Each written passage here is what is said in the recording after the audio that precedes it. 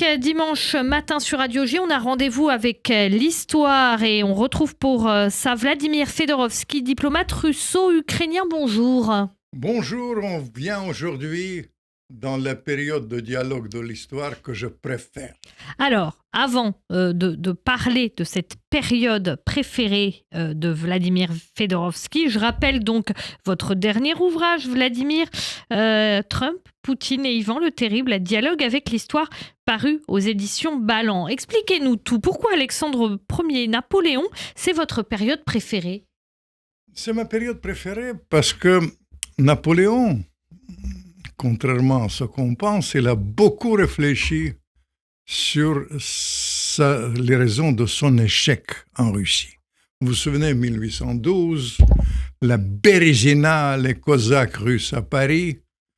Il a beaucoup réfléchi et ça, c'est une actualité brûlante. Qu'est-ce qu'il disait? Il réfléchissait jusqu'à quel point c'est de l'actualité aujourd'hui.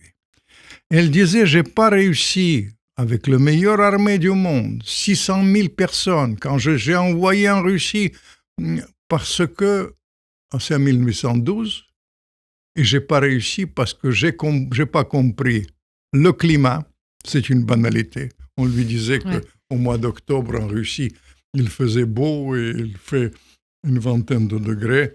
Il débarque vers la fin d'octobre, c'est 30 degrés du froid. Ah ouais. Le général froid. Deuxième chose, et ça je conseille à nos amis dans la presse à y réfléchir. Il disait que je prenais mes désirs pour la réalité. Je vendais la peau de l'ours avant de le tuer. Mes désirs de la réalité, c'est lié avec une autre réflexion. Il n'a pas compris la mentalité du peuple. Il dit il faut comprendre la mentalité du peuple, l'histoire, comment ça arrive. Et ça, c'est une grande leçon, je dirais, d'humilité jusqu'à l'heure actuelle. Mais pour revenir à ça, c'était pas évident. Encore une fois, ça aurait pu tourner autrement. Parce que le tsar qui était en face de Napoléon, il s'appelait Alexandre III, c'est le petit-fils préféré de Catherine II. Catherine II, je vous ai raconté, il l'a formé comme homme républicain en lui lisant la déclaration des droits de l'homme, francophile par excellence. Il parlait beaucoup mieux français que Napoléon. D'ailleurs, il rigolait souvent avec l'accent corse de Napoléon parce que son français était absolument impeccable. Et au début, le tsar, il était porté vers l'alliance de la Russie, d'autant plus que Napoléon l'a impressionné. Le tsar n'était pas un grand général, Napoléon était un grand général. Il a eu des échecs face à lui, notamment à Austerlitz, et on aurait pu construire quelque chose de prémonitoire, l'alliance complète entre la France et la Russie à partir de 1807.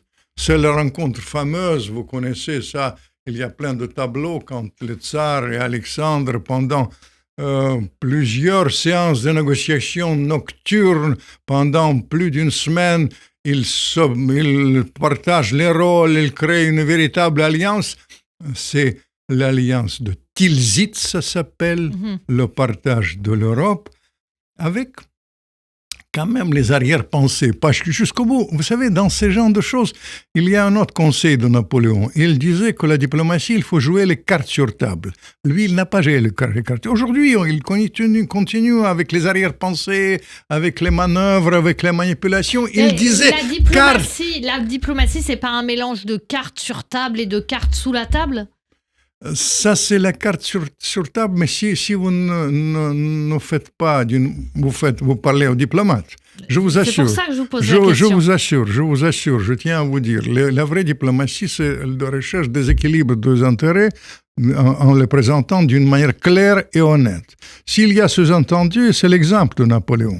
Ça, c'est la pire des choses. En fait, quand on est diplomate, être un diplomate, c'est comme être un bon mari, quoi. Faut mettre carte sur table. Il faut mettre comptable, je pense. Mais en bon mari, il y a un conseil que surtout les Américains pratiquent, happy wife, happy life, comme vous le savez bien. C'est beaucoup plus pratique. Et ça, c'est la diplomatie aussi. Il faut prendre, qu'est-ce que ça veut dire, happy wife, happy life? Ça veut dire qu'il faut prendre les désirs des autres. Mais bref, quand Napoléon était venu là-bas, il a sous-estimé la résistance du peuple russe, la résilience du peuple russe, les espaces du peuple russe, le froid là-bas avec le Bérézina, et c'était un échec absolument retissant. Je vais vous dire, il y a une autre leçon de cette période, pourquoi je préfère. Parce qu'aujourd'hui, la russophobie, la rupture entre la Russie et la France, ils sont portés au pinacle. À l'époque, malgré le fait que Napoléon, là-bas, vous savez, il appelait toujours le tsar mon frère. Au pire moment, quand il était à Moscou, quand Moscou était brûlé, toujours mon frère. Le grand chef de guerre, vous ne le connaissez pas, qui était un chef d'origine géorgien, il est blessé par les Français. Qu'est-ce qu'il dit? Mortellement blessé. Bagration, il s'appelait. Il disait « Bravo les Français ». Il n'y avait pas de haine. Et vous savez, 5e message de la profondeur des siècles de Napoléon, il disait « La haine, c'est une mauvaise conseillère ». Mais à l'époque, l'histoire est plutôt faite de nations, de régions, et l'histoire est plus précaire, mais bouge beaucoup plus lentement qu'aujourd'hui. Beaucoup, ça c'est vrai, vous avez raison, parce que et puis c'était franchement les erreurs de Napoléon. Bien sûr, ils ont emmené les Russes à Paris, mais les Russes à Paris sans aucune espèce de haine, ils ont été très, très bien accueillis. L'amour à la cosaque, que vous connaissez partout, ou le mot bistrot, qui est, ça veut dire bistra en russe, qui est entré dans la langue russe. Il n'y avait pas de cette rupture civilisationnelle qui se passe devant nos yeux. Tandis que maintenant, nous vivons la période sur ce plan-là. Et pourquoi à l'époque, il n'y a pas de rupture, justement? Qu'est-ce qui fait dans le fonctionnement? Parce que le XVIIIe siècle était francophile. Parce que la langue française, c'était la langue des Russes. Parce que les officiers français... C'est le rayonnement de la France. Le rayonnement de la France. Et je vais vous dire l'influence pourquoi, vous ne connaissez pas, mais il y avait un coup d'État, une tentative de coup d'État en 1925, le décembristes, ça s'appelle. Pourquoi ils ont fait ça? Parce que les officiers russes, ils sont venus en France, ils ont parlé français, ils se sont inspirés des siècles de lumière, et ils voulaient transposer l'expérience française de droits de l'homme là-bas. Vous comprenez? C'est les choses comme ça. Et ça, c'est sur ce plan-là, l'exemple de Napoléon et d'Alexandre, c'est un exemple qui doit être étudié.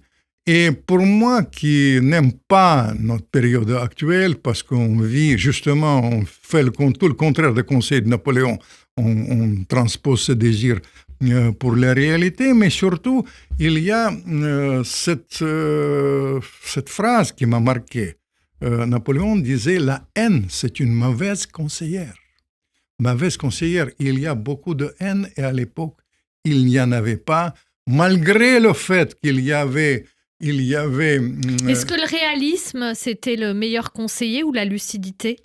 La lucidité, en tout cas, je suis absolument persuadé. D'ailleurs, l'exemple, je m'excuse de vous parler de l'actualité cette fois-ci à la radio juive, mais l'exemple de la lucidité géopolitique israélienne le prouve. Parce qu'il ne faut pas vivre dans le monde d'illusions. Il faut prendre la réalité telle qu'elle est et réagir d'une manière adéquate. Mais je tiens à vous dire que vous avez raison, que le danger maintenant, qu'à l'époque, il n'y avait pas ces armes meurtrières, que dans la guerre de l'époque, il y avait des gagnants et des perdants. Aujourd'hui, dans la future guerre, il n'y aura pas ni gagnants ni perdants, parce que la future guerre, c'est une guerre de l'apocalypse. Oula, merci beaucoup Vladimir Fedorovski. Tout ça nous remonte le moral. Un diplomate russo-ukrainien, votre dernier ouvrage, Trump, Poutine et Ivan le Terrible, dialogue avec l'histoire, paru aux éditions Ballant. Merci beaucoup et bon dimanche, à la semaine prochaine.